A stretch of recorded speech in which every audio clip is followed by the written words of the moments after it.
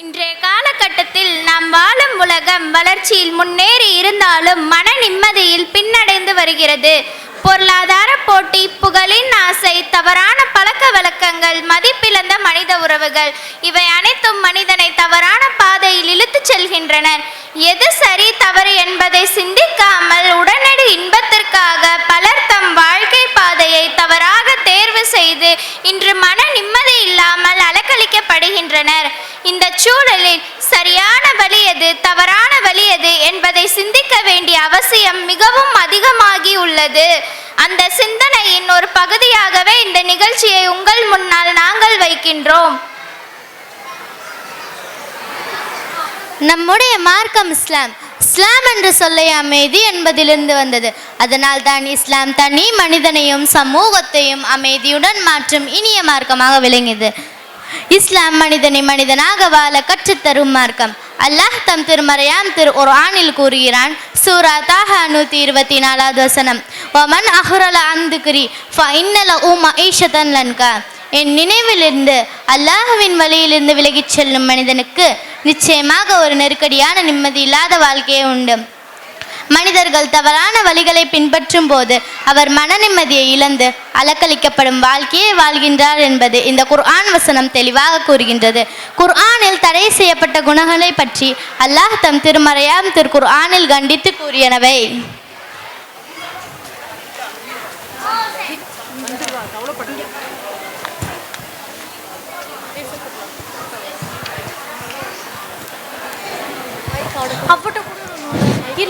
மோசடி. சூரா ஹூத் வசனம் 85. என் சமூகத்தார்களே, அளவையிலும் நிறுவையிலும் நீதியை கொண்டே நீங்கள் பூர்த்தி செய்யுங்கள். மக்களுக்கு கொடுக்க வேண்டிய அவர்களுடைய பொருட்களை குறைத்து விடாதீர்கள்.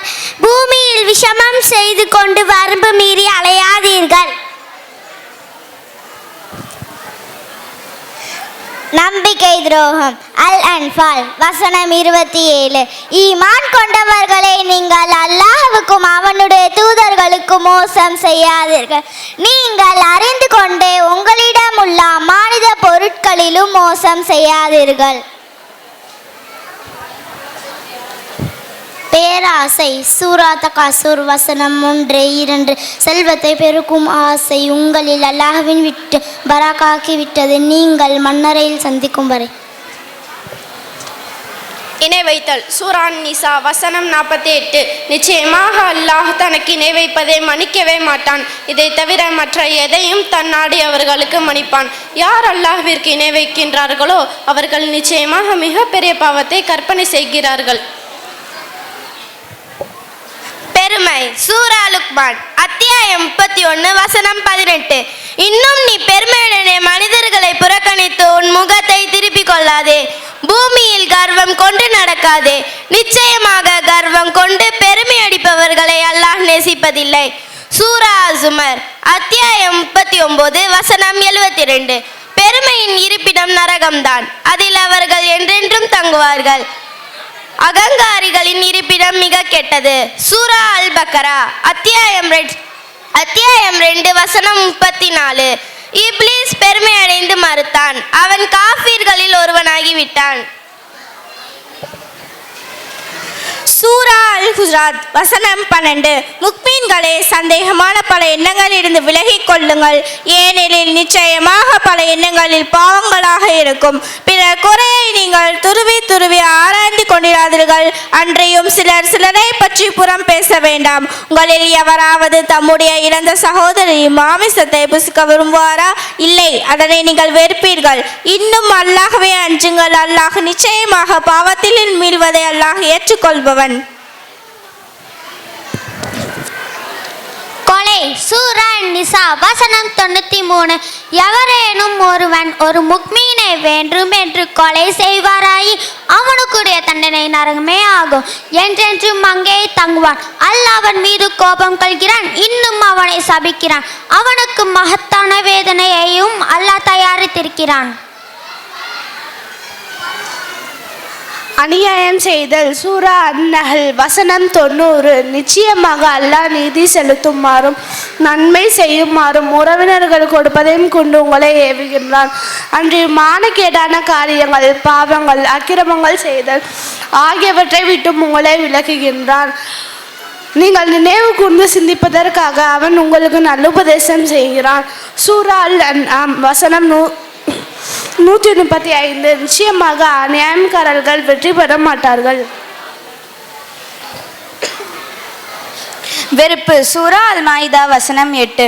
முஹ்மீன்களே, நியாயத்தை நிலைநாட்டுவதற்காக அல்லாஹுவுக்கு நீங்கள் உறுதியாகவும் சாட்சியாகவும் இருங்கள்.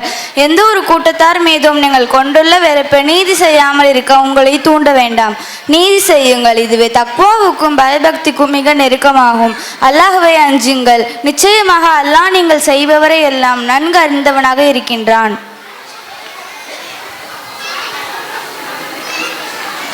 மதுபானம் சூதாட்டம். சூரா பக்ரா வசனம் 219. நபியே, மதுபானத்தையும் சூதாட்டத்தையும் பற்றி அவர்கள் உம்மிடம் கேட்கின்றனர். நீ கூறும் அவ்விரண்டிலும் பெரும் பாவம் இருக்கிறது. மனிதர்களுக்கு அவற்றில் சில பலன்களும் உண்டு, ஆனால் அவ்விரண்டிலும் உள்ள பாவம் அவ்விரண்டிலும் உள்ள பலனை விட பெரியது. நபியே, தர்மத்திற்காக எதை செலவு செய்ய வேண்டும் என்று அவர்கள் உம்மிடம் கேட்கின்றனர். உங்கள் தேவைக்கு வேண்டியது போக மீதமானவற்றை செலவு செய்யுங்கள் என்று கூறுவீராக. நீங்கள் சிந்தித்து உணரும் பொருட்டு அல்லாஹ் தன் வசனங்களையும் அத்தாட்சிகளையும் இவ்வாறு விவரிக்கின்றான். குர்ஆனை அல்லாஹ் மனித சமுதாயத்துக்கு ஏன் இறக்கினான்? குர்ஆன் மனிதனை இருளிலிருந்து ஒளிக்கு கொண்டு வந்து நிம்மதியான நீதியான வாழ்க்கையை வழங்க அல்லாஹ் மனித சமுதாயத்திற்கு அருளிய வழிகாட்டி நூலாகும். ஒரு மனிதன் இஸ்லாமை உணரும் போது அவன் எண்ணங்களில் மாற்றம் வருகிறது, நடத்தைகளில் மாற்றம் வருகிறது, வாழ்க்கையிலேயே ஒரு அழகான மாற்றம் நிகழ்கிறது. இஸ்லாம் என்பது மோதலின் மார்க்கம் அல்ல, அமைதியும் நீதியும் இனிமையும் நிறைந்த மார்க்கம்.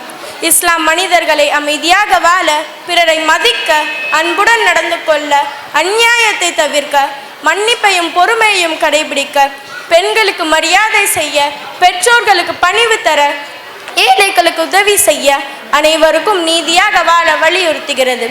மேலும் மோசடிக்கு பதிலாக உண்மையும் நேர்மையும், நம்பிக்கை துரோகத்திற்கு பதிலாக அமானிதம் பேணுதல், பேராசைக்கு பதிலாக மனநிறைவும் தானமும், இணை வைத்தலுக்கு பதிலாக ஓரிரை கொள்கையும், பெருமைக்கு பதிலாக பணிவும், புறம் பேசுதலுக்கு பதிலாக நல்ல பேச்சும் மன்னிப்பும், கொலைக்கு பதிலாக உயிரின் மதிப்பும், அநியாயம் செய்வதற்கு பதிலாக சமத்துவமும், வெறுப்பிற்கு பதிலாக சகோதரத்துவமும், மது சூதாட்டத்திற்கு பதிலாக தெளிவான சிந்தனையும் அறிவு தெளிவும். இவையெல்லாம் இஸ்லாம் போதிக்கும் வாழ்க்கை நெறிகள். இஸ்லாம் என்பது மனிதனை மனிதனாக உயர்த்தும், உலகத்திற்கு நிம்மதியை தரும் இனிய மார்க்கம். நபி ஸல்லல்லாஹு அலைஹி வஸல்லம் அவர்கள் கூறுகிறார்கள், மா மின் ஷைஇன் அஸ்கலு ஃபில் மீசானி யௌமல் கியாமத்தி மின் ஹுஸ்னில் ஹுல்க். மறுமை நாளில் தராசில் நற்குணங்களை விட அதிக எடையுடையது வேறொன்றும் இல்லை. நமது அழகான அமைதியான மார்க்கத்தை கடைபிடித்து அதன்படி அமைதியாக வாழ்ந்து இம்மையிலும் மறுமையிலும் நாம் வெற்றி பெறுவோமாக. ஆமீன். ஜஸாக்கல்லாஹ்.